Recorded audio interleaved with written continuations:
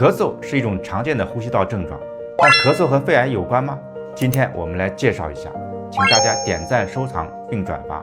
首先是肺癌患者咳嗽的原因，第一是肿瘤刺激，长在气管、支气管等部位的肿瘤可刺激呼吸道的黏膜，导致咳嗽。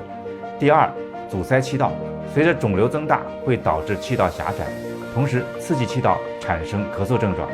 第三，合并感染，肺癌患者抵抗力下降，容易合并肺部感染，炎症刺激也会引起咳嗽。其次是肺癌患者咳嗽的特点，第一是持续时间长，肺癌引起咳嗽持续时间久，几周甚至几个月，一般不会自行缓解。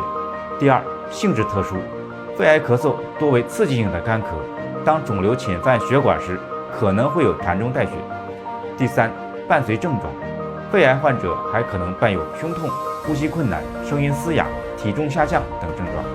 虽然咳嗽是肺癌的常见症状之一，但是我们不能仅凭咳嗽就诊断肺癌，高危人群还是应该定期筛查 CT。